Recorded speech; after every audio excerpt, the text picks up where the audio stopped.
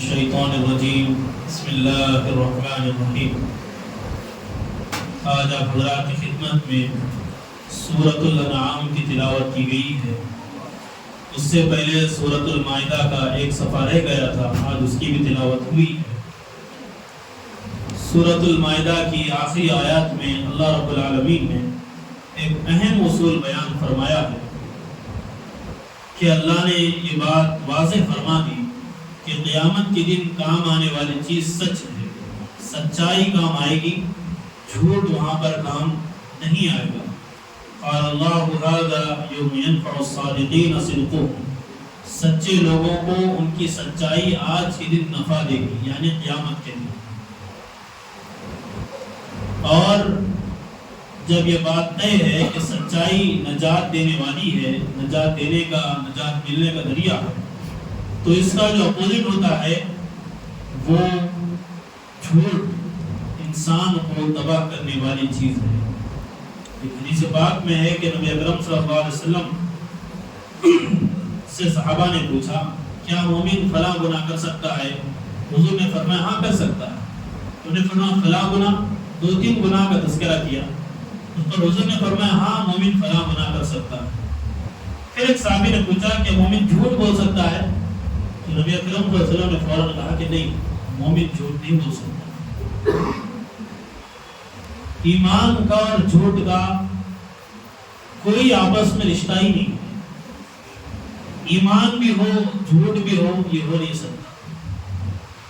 دونوں تضاد والی چیزیں ہیں، جیسے آگ اور پانی ایک جگہ جمع نہیں ہو سکتے، اسی طرح ایمان اور جھوٹ ایک جگہ جمع نہیں ہو سکتے ہیں۔ لیکن ہمیں اپنے گریبان میں جھانکنے کی ضرورت ہے، کیا ہمارا اس پر عمل ہے یا نہیں ہے، کیونکہ کام آنے والی چیز تو سچائی ہی ہے، سچائی ہی فائدہ دینے والی ہے، ورنہ جھوٹ ہم سب کو لے ڈوبنے والا ہے۔ اللہ حفاظت فرمائے۔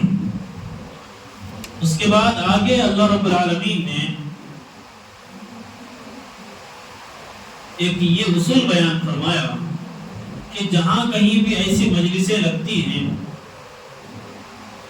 جس میں اللہ کا ذکر خیر کے بجائے ذکر شر ہوتا ہے، شریعت کی جہاں پر دھجیاں اڑائی جاتی ہیں، جہاں اللہ کے نام کو بدنام کیا جاتا ہے، ایسی مجلسوں میں شرکت کرنے سے منع کیا گیا کہ جہاں پر اللہ اور اس کے رسول کی نافرمانی ہوتی ہو، ایسی مجلسوں سے ایمان والے کو باز رہنا چاہیے، ایسی جگہوں سے ایمان والے کو دور رہنا چاہیے جہاں پر کیا ہو رہا ہو، اللہ اور اس کے رسول کی تعلیمات کا مذاق اڑایا جا رہا ہو، نافرمانی ہو رہی ہو، ایسی جگہ سے بچنا ہے۔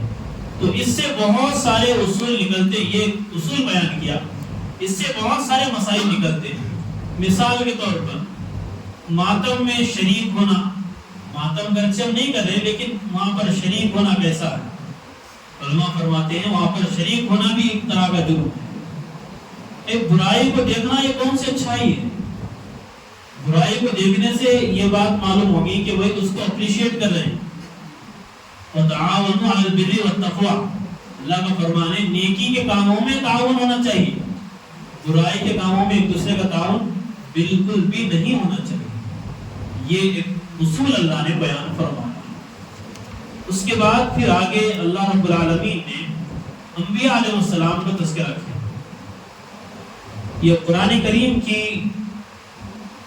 سورۃ الانعام کی سورت کا پہلا صفحہ ایسا ہے جس کے اندر اللہ رب العالمین نے 18 انبیاء کا تذکرہ فرمایا، 18 انبیاء کے نام کے ساتھ یہاں پر تذکرہ کیا۔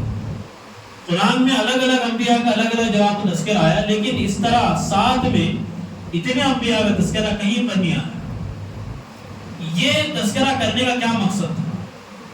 اللہ نے یہاں پر 17 سے 18 انبیاء کا تذکرہ نام کے ساتھ کیا، اور اس کے بعد کہا کہ ان انبیاء کی جو تعلیمات تھی وہی نبی اکرم صلی اللہ علیہ وسلم کی تعلیمات بھی ہیں۔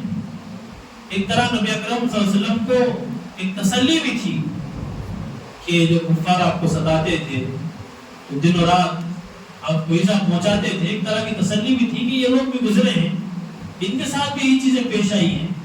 تو تقریباً اللہ نے ناموں کے ساتھ یہاں پر ذکر فرمایا ہے۔ ذالک ھدی اللہ یہدی بہ من یشاء من عبادہ ولو اشرکوا لحبط عنہم ما کانوا یعملون۔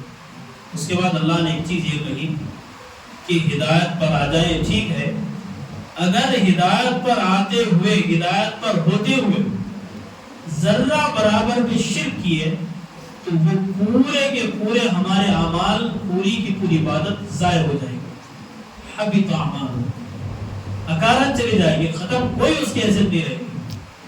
ایمان کے ساتھ اگر شرک کی تھوڑی بھی آمیزش ہوئی تو وہ سمجھ لیجئے کہ ایمان بالکل ختم ہو گیا۔ یہ بہت نازک چیز ہے ایمان، جس کو بچا کر رکھنا ہر ایمان والے کی ذمہ داری ہے۔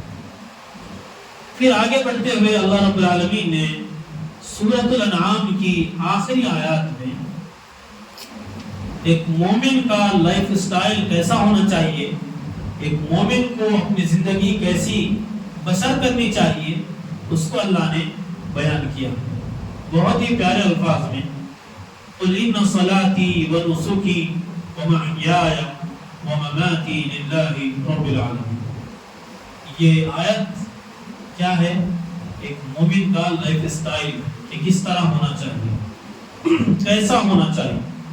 آپ فرما دیجئے میری نماز، میری قربانی، میرا جینا، میرا مرنا سب کا سب اللہ کے لیے۔ یہ ایمان والے کی زندگی کا مقصد ہے کہ ایمان والے کا عبادت کرنا، قربانی دینا، زندگی گزارنا، دنیا سے چلے جانا، یہ سب کا سب کس کے لیے ہوتا ہے؟ اللہ کے لیے۔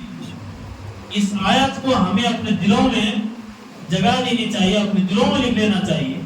آج کل بہت سارے ہم کیا اسٹیٹس وغیرہ پر لگاتے ہیں، گاڑیوں پر الگ الگ طرح کے کوٹس لگاتے ہیں، تھاٹس لگاتے ہیں، تو اس طرح کے قرآنی تھاٹس ہم لگانے کی کوشش کریں جس کے ذریعے پتہ چلے کہ ہماری زندگی میں، ہمارے دل میں قرآن کی، ایمان کی کتنی محبت ہے۔ ایسی چیزیں لگانی چاہیے گاڑیوں پر کہ میری نماز، میری قربانی، میرا جینا، میرا مرنا سب کا سب اللہ کے لیے۔ کتنا اچھا جملہ ہے۔ یہ جملہ صرف کہنے کا نہیں ہے بلکہ اسے اپنی حقیقی زندگی میں لانے کا جملہ ہے۔ یہ ایک مومن کا لائف سٹائل ہونا چاہیے کہ اس کا ہر کام اللہ کی رضا کے، ریاکاری سے، دکھاوے سے اور ہر طرح کی شو بازی سے ایمان والا اپنے ایمان کو بچا کر اس دنیا سے لے جائے۔ تو پھر ایک آخری مرتبہ یہ درخواست ہے، میری اور آپ کی زندگی، میرا اور آپ کا جینا، مرنا، عبادت کرنا، سب کچھ جو بھی ہم کریں وہ صرف اور صرف کس کے لیے ہو؟ اللہ کے لیے ہو، اللہ کے لیے ہو، اللہ کے لیے ہو۔ یہی ہماری زندگی کا مقصد ہے۔ اللہ عمل کی توفیق عطا فرمائے۔ وآخر دعوانا الحمدللہ رب العالمین۔